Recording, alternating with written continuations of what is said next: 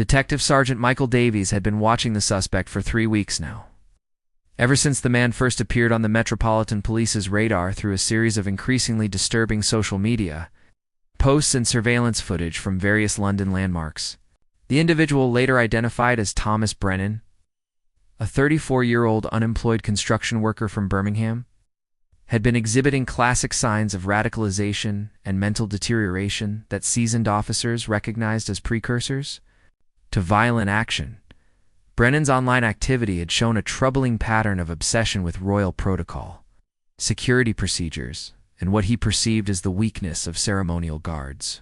His posts had grown darker and more specific over recent weeks, filled with rants about proving himself against what he called fake soldiers playing dress-up for tourists. Intelligence analysts had flagged his content as increasingly concerning, but gathering enough evidence for preventive action had proven challenging. The morning of October 15th started like any other day at St. James's Palace, where the household cavalry stood their traditional guard duty. The autumn air was crisp and clear, with tourists already gathering despite the early hour to witness the famous changing of the guard ceremony that drew visitors from around the world. Among the red-coated sentries was Corporal James Mitchell, a decorated veteran of 2 tours in Afghanistan, who had earned his position through exceptional service and unwavering dedication to duty. Mitchell had been with the household cavalry for 8 years, and his service record was exemplary. His colleagues knew him as someone who took his ceremonial duties as seriously as he had taken combat operations overseas. Standing guard at royal residences wasn't just pageantry to Mitchell. It was a continuation of the same protective mission he had carried out in far more dangerous circumstances abroad. The morning crowd was typical for a weekday, a mix of early rising tourists, school groups, and local commuters passing by on their way to work. Mitchell maintained his traditional stoic pose, eyes forward, rifle at present arms, embodying the discipline and professionalism that the household cavalry had maintained for centuries. His peripheral vision, however, remained constantly active, scanning for anything unusual in the crowd gathered around the palace gates. Among the tourists was Thomas Brennan, who had traveled down from Birmingham specifically for this moment. He had been planning this attack for months, studying guard routines, security camera positions, and escape routes. In his disturbed mind, he believed that successfully attacking a royal guard would prove his superiority and make him infamous. He carried a large kitchen knife concealed beneath his jacket. It's a tinch blade sharp, enough to cause serious harm. Brennan had convinced himself that the guards were merely ceremonial figures, unprepared for real violence. His research had focused on their uniforms and traditions rather than their actual military training and combat experience. This fundamental misunderstanding would prove to be his downfall, but in his unstable mental state, he was confident that his surprise attack would succeed before anyone could react. As the morning progressed, Brennan positioned himself closer and closer to Mitchell's post, pretending to take photographs and read informational plaques, while actually studying the guard's stance and the positioning of nearby security personnel. He noticed that Mitchell occasionally shifted his weight or adjusted his grip on his rifle's small movements that Brennan interpreted as signs of inattention rather than the natural adjustments of someone maintaining a demanding physical position. For extended periods, the other tourists around Brennan were completely unaware of his intentions. They chatted quietly among themselves, took photos, and admired the precision and discipline of the guards. Children pointed excitedly at the red uniforms and tall black hats, while parents explained the historical significance of the ceremony they were witnessing. The atmosphere was peaceful and respectful, exactly as it had been on countless mornings before. But beneath this normal scene, tension was building as Brennan's mental state continued to deteriorate. His hands were sweating inside his jacket pockets, and his breathing was becoming shallow and rapid. The knife felt heavy against his ribs, and his heart pounded as he rehearsed his attack plan one final time. He had chosen what he believed would be the perfect moment to strike during a brief lull in tourist activity, when fewer witnesses would be present and security might be less alert. At precisely 10:47 a.m., Thomas Brennan made his move. With a sudden burst of movement that shattered the peaceful morning atmosphere, he lunged forward from the crowd, pulling the kitchen knife from beneath his jacket as he charged directly at Corporal Mitchell. His face was contorted with rage and determination as he raised the blade above his head, aiming for what he believed would be a defenseless target. "This is for all the fake soldiers." Brennan screamed as he attacked, his voice echoing off the palace walls and causing immediate panic among the nearby tourists. But Corporal Mitchell was anything but defenseless. The moment Brennan's aggressive movement began, Mitchell's combat-honed instincts kicked in with deadly precision. His years of military training, including close-quarters combat instruction and real-world experience in hostile environments, transformed him from a ceremonial figure into a highly capable defensive combatant in a split second. Without dropping his rifle or breaking his disciplined stance more than necessary, Mitchell assessed the threat, calculated the attacker's trajectory, and prepared his response. His peripheral vision had already cataloged Brennan's suspicious behavior in the preceding minutes. And when the attack came, Mitchell was mentally ready even though his body remained in the traditional guard position. As Brennan closed the distance between them, Mitchell executed a textbook defensive maneuver that demonstrated why the household cavalry selected only the most elite soldiers for ceremonial duties, using his rifle as both a shield and a weapon. Mitchell pivoted slightly to his left, deflecting Brennan's knife thrust while simultaneously driving the brass but plate of his rifle into the attacker's solar plexus with devastating accuracy. The impact was immediate and overwhelming. Brennan's forward momentum was completely arrested as the wind was driven from his lungs and his grip on the knife loosened from the shock of the blow. His eyes widened in surprise and pain as he realized that his carefully planned attack had been countered with professional efficiency by someone who was far from the easy target he had expected. The tourists around them erupted in screams and chaos as they witnessed the violent confrontation unfolding before their eyes. Parents grabbed their children and pulled them back from the scene, while others fumbled for their phones to call for help or record what was happening. The peaceful morning atmosphere was completely shattered by the reality of violence intruding into what should have been a routine ceremonial duty, but Mitchell wasn't finished. His training had taught him that neutralizing an armed attacker required complete incapacitation, not just deflecting the initial assault. As Brennan staggered backward from the rifle blow, still clutching the knife but no longer in control of the situation, Mitchell followed up with a swift controlled movement that would end the threat permanently, using the momentum from his initial defensive action. Mitchell stepped forward and delivered a precise strike with the barrel of his rifle directly to Brennan's wrist, targeting the specific nerve cluster that would cause immediate loss of motor control in the hand. The technique was taught in advanced combat training specifically for disarming knife-wielding attackers, and Mitchell executed it with the same precision he'd used countless times in training scenarios. The knife flew from Brennan's grasp, clattering across the pavement as his hand went completely numb from the nerve strike. But Mitchell still wasn't taking any chances. In one fluid motion, he reversed his rifle and pressed the muzzle firmly against Brennan's chest, pinning him against the palace railings while his other hand reached for his radio to call for immediate backup. Armed attacker neutralized Mitchell, spoke calmly into his radio, his voice showing no trace of the adrenaline that was surely coursing through his system, requesting immediate response from armed police and medical assistance. Scene is secure. The entire confrontation had lasted less than 15 seconds from Brennan's initial charge to his complete subjugation. The tourists who had witnessed it were still processing what they had seen, a ceremonial guard transforming into a combat soldier and back again with seamless professionalism that left no doubt about his training and capability. Brennan lay against the railings, gasping for breath and clutching his damaged wrist, his face showing a mixture of pain, confusion, and dawning realization that his attack had failed catastrophically.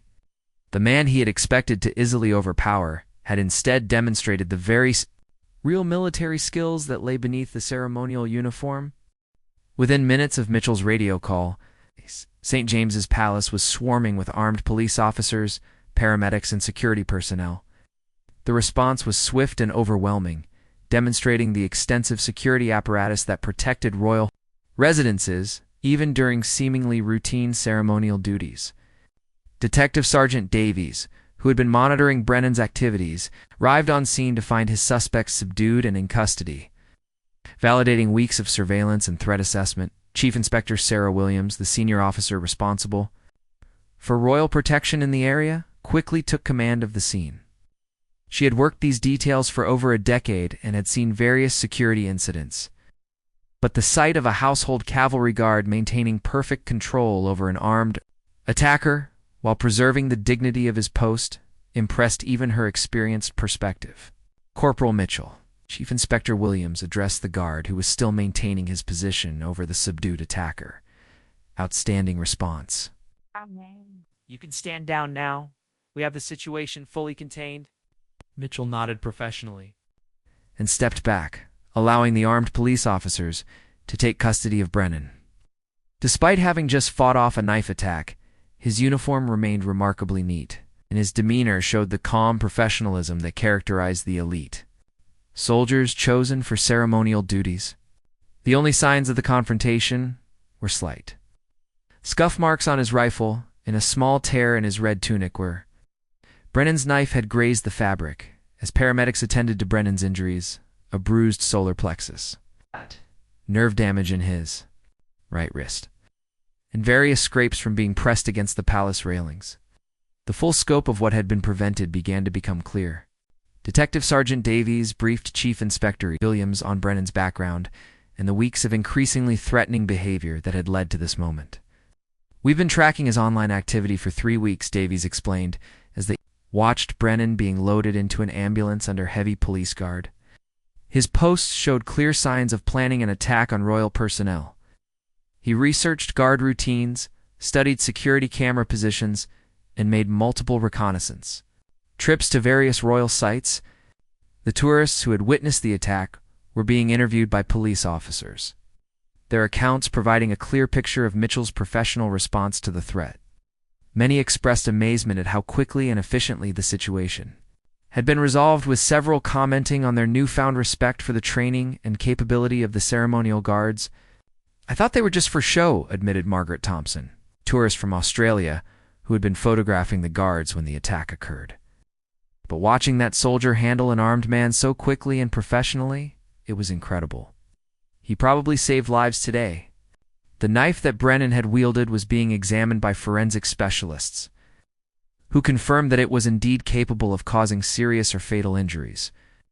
The attinged kitchen blade had been sharpened to a razor edge, indicating premeditation and serious intent to cause harm. Crime scene investigators documented its position on the pavement where it had landed after Mitchell's disarming strike. Meanwhile, military police had arrived to conduct their own investigation into the incident. Captain Robert Hayes, Mitchell's commanding officer, reviewed the situation with evident pride in his soldiers' performance, but also concern for the implications of an armed attack on ceremonial personnel. Corporal Mitchell executed a textbook defensive response, Captain Hayes noted in his preliminary report. His actions demonstrated the combat readiness that we maintain even during ceremonial duties. However, this incident raises serious questions about the security protocols surrounding our personnel, who are posted at public-facing locations. The attack had been recorded by multiple security cameras positioned around St. James's Palace, providing clear video evidence of Brennan's assault and Mitchell's response. The footage would later be used in court proceedings, but it also served to document the professional manner in which the threat had been neutralized without excessive force or collateral damage to bystanders. As the immediate emergency response wound down, attention turned to the broader implications of the incident. This was not simply a random attack by a disturbed individual. It represented a calculated assault on one of Britain's most visible symbols of military tradition and royal protection. The fact that it had been thwarted so effectively sent a clear message about the genuine capability that lay beneath the ceremonial uniforms. Brennan, now conscious and in police custody at the hospital, was beginning to face the reality of what he had attempted and how thoroughly he had failed. The charges he would face were serious attempted murder, assault with a deadly weapon, and terrorist-related offenses that could result in decades in prison. 3 hours after the attack, Corporal Mitchell found himself in the unusual position of being interviewed by counterterrorism specialists, military investigators, and senior palace security officials, all seeking to understand exactly what had transpired and how it had been resolved so effectively. The interview room at New Scotland Yard was filled with officials representing various agencies, all recognizing that this incident had significant implications for royal security protocols. "Corporal Mitchell," began Commander James Patterson from the Metropolitan Police Counterterrorism Command, "walk us through your assessment of the threat and your decision-making process during the incident." Mitchell sat calmly in his dress uniform, having been excused from further ceremonial duties for the day pending the completion of all investigations. His military bearing remained intact despite the stress of the morning's events. His responses were precise and professional. "Sir, I first noticed the subject approximately 20 minutes before the incident occurred," Mitchell began his account. "His behavior patterns were inconsistent with normal tourist activity. He was conducting what appeared to be surveillance of guard positions, security camera locations, and crowd patterns, rather than genuinely observing the ceremony." Investigators took detailed notes as Mitchell continued his analysis. When the subject made his approach, his body language shifted to what we would classify in combat situations as pre-assault indicators: rapid breathing, tunnel vision focus, and aggressive posturing. "I maintained my ceremonial stance while preparing for defensive action." Detective Sergeant Davies, who had been tracking Brennan for weeks, was particularly interested in Mitchell's pre-incident observations. "Did you consider calling for assistance before the actual attack occurred?" he asked. "Sir, the subject's behavior was suspicious, but not definitively threatening until he produced the weapon and initiated his assault," Mitchell replied. "My training emphasizes distinguishing between unusual behavior and genuine threats. Many tourists exhibit nervous or excited behavior around guards that could be misinterpreted as suspicious if not properly evaluated." The interview revealed the depth of training that ceremonial guards received beyond their public-facing duties. Mitchell explained how guards were trained to assess crowd behavior, identify potential threats, and respond to various security scenarios, while maintaining their ceremonial responsibilities. This training was clearly more comprehensive than most civilians, including Brennan, realized. Meanwhile, the secure hospital ward, where Brennan was being held under armed guard, psychiatrists and counterterrorism specialists were conducting their own interviews to understand his motivations and determine whether he had acted alone or as part of a larger plot. Dr. Elizabeth Foster, a forensic psychiatrist specializing in radicalization cases, found Brennan's profile troublingly typical of lone wolf attackers. Mr. Brennan exhibits classic signs of gradual radicalization combined with underlying mental health issues. Dr. Foster explained to the investigating team, his online activity shows a progression from general dissatisfaction with his personal circumstances to specific targeting of symbolic figures representing authority and tradition. Brennan's apartment in Birmingham had been searched by anti-terrorism officers, who discovered extensive research materials about royal guards, palace security procedures, and previous attacks on military personnel. His computer contained downloaded guides on knife-fighting techniques and tactical approaches to attacking armed opponents. Though his understanding of these materials was clearly superficial and flawed, he completely underestimated the training and capability of his intended target, noted Detective Inspector Michael Romano from the Birmingham Police, who had coordinated the search of Brennan's residence. His research focused on ceremonial aspects rather than the actual military background and combat experience of the guards. Back in London, news of the attack was beginning to spread through media channels, though palace officials were carefully controlling the release of information to prevent copycat incidents while ensuring the public understood that the threat had been neutralized effectively. The story that emerged emphasized both the professionalism of the guards' response and the serious nature of the charges facing the attacker: royal protection. Specialists were already reviewing security protocols in light of the incident, looking for ways to enhance protection for ceremonial personnel without compromising the public access. That was an important part of British royal tradition. The balance between maintaining openness and ensuring security was always delicate, and incidents like this required careful recalibration. Colonel Andrew Morrison, commanding officer of the Household Cavalry, issued a statement praising Mitchell's actions while reassuring the public that ceremonial duties would continue as normal.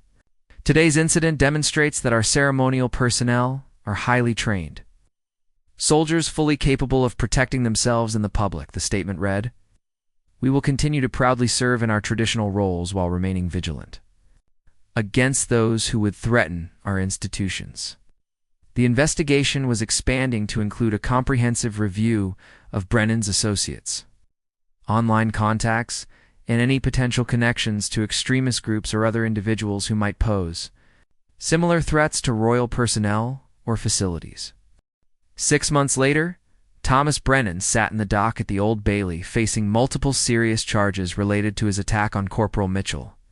The courtroom was packed with journalists, security officials, and members of the public who had followed the case, as it became a symbol of both the threats facing British institutions and the capability of those who protected them.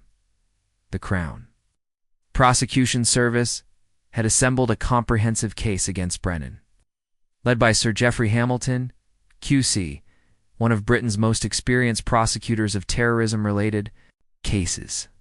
The evidence was overwhelming. Security camera footage, witness testimony, forensic analysis of the weapon, and extensive documentation of Brennan's planning and preparation for the attack. Members of the jury, Sir Geoffrey began his opening statement. What you will see during this trial is not the impulsive act of a disturbed individual, but rather a calculated and premeditated attempt to commit murder against a member of Her Majesty's forces while he was performing his ceremonial duties. The defendant spent months planning this attack, studying his target, and preparing to strike at one of our most visible symbols of military tradition. Brennan's defense team, led by Barrister Margaret Sinclair, faced the challenging task of arguing for reduced charges based on their client's mental state while acknowledging the seriousness of his actions.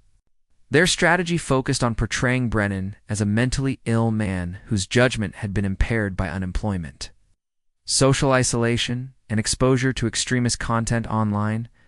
While we do not excuse Mr. Brennan's actions, Sinclair told the jury, we ask you to consider the circumstances that led a previously law-abiding citizen to commit such an act. The evidence will show that my client was suffering from severe depression and had become isolated from normal social support systems, making him vulnerable to radical ideologies that warped his perception of reality. When Corporal Mitchell took the stand to testify about the attack, the courtroom fell silent as he described the incident with the same professional precision he had shown during the original event. His testimony was clear, factual, and devoid of emotional embellishment, presenting the facts as he had experienced them without dramatization or attempts to portray himself as heroic. The defendant approached with clear, aggressive intent. Mitchell testified, "The weapon was raised in an attack position, and his verbal threats indicated serious intent to cause harm. My response was proportionate to the threat level and designed to neutralize the danger to myself and the civilians in the immediate area." Under cross-examination, Mitchell calmly answered questions about his military background, his training, and the split-second decisions he had made during the attack. His responses demonstrated not only his professional competence, but also his restraint in using only the minimum force necessary to subdue Brennan. Without causing permanent injury, the prosecution presented evidence of Brennan's extensive online research and preparation for the attack, including his study of guard routines, his acquisition and modification of the weapon, and his reconnaissance visits to St. James's Palace. Digital forensics experts testified about the progression of his online activity, from general complaints about society to specific targeting of royal guards. Dr. Elizabeth Foster, the forensic psychiatrist who had examined Brennan, testified for the prosecution about his mental state at the time of the attack. While acknowledging his depression and social isolation, she concluded that he was fully aware of the nature and consequences of his actions and was not suffering from any mental illness that would excuse his behavior. Mr. Brennan demonstrated clear planning ability, risk assessment, an understanding of the illegality of his intended actions, Dr. Foster testified. His mental health issues may have contributed to his motivation, but they did not impair his ability to understand right from wrong or to control his behavior. The defense called their own psychiatric expert, Dr. Robert Coleman, who argued that Brennan's mental state had been more severely compromised than the prosecution acknowledged. However, his testimony was undermined by the extensive evidence of careful planning and preparation that demonstrated clear cognitive function and decision-making ability, perhaps. The most powerful testimony came from the tourists who had witnessed the attack. Their accounts painted a vivid picture of the chaos and fear that Brennan had created, but also of their admiration for Mitchell's professional response that had prevented what could have been a much more serious tragedy. "I was there with my young children," testified Margaret Thompson, the Australian tourist who had photographed the guards. "When I saw that man with the knife running at the soldier, I thought we were about to witness a murder. But the guard's response was so quick and professional, he saved not just his own life, but potentially the lives of everyone around him who could have been harmed if the attacker had succeeded." As the trial progressed, it became clear that the evidence against Brennan was overwhelming, and that his conviction on the most serious charges was virtually certain. The question was not whether he would be found guilty, but what sentence he would receive for his attempt to murder a member of the household cavalry while they were performing their ceremonial duties. After 3 weeks of testimony and evidence presentation, the jury retired to consider their verdict. The deliberations lasted only 6 hours before they returned with unanimous guilty verdicts on all charges. Attempted murder, a weapon with intent to cause grievous bodily harm, and terrorist-related offenses. The speed of their decision reflected the overwhelming nature of the evidence against Brennan and the clear premeditation behind his actions. Justice Sir William Blackstone, one of Britain's most senior judges, delivered the sentence with the gravity befitting such a serious attack on military personnel. The courtroom was silent as he addressed both Brennan and the wider implications of the case. "Thomas Brennan," Justice Blackstone began, "you have been convicted of a calculated and vicious attempt to murder a serving member of Her Majesty's forces while he was performing his ceremonial duties.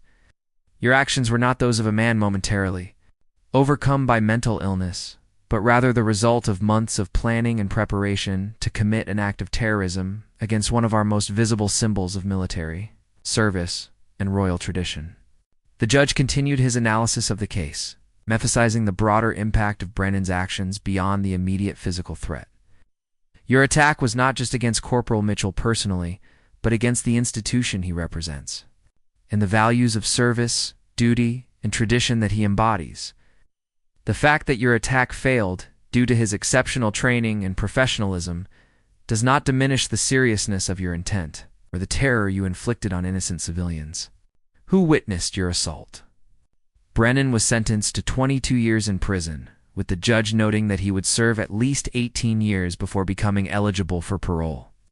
The sentence was among the harshest ever imposed for an attack on military personnel in a ceremonial context, reflecting both the serious nature of the offense and the need to deter similar attacks.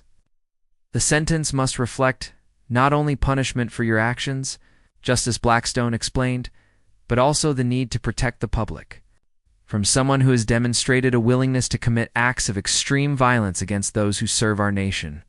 It must also serve as a clear warning to others who might contemplate similar attacks that such actions will be met with the full force of the law." Following the sentencing, Corporal Mitchell was awarded the Queen's Gallantry Medal for his actions.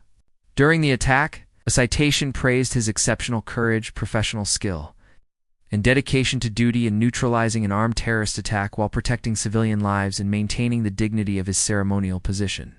The award ceremony took place at Buckingham Palace, where Mitchell was personally commended by senior military officials and royal household representatives.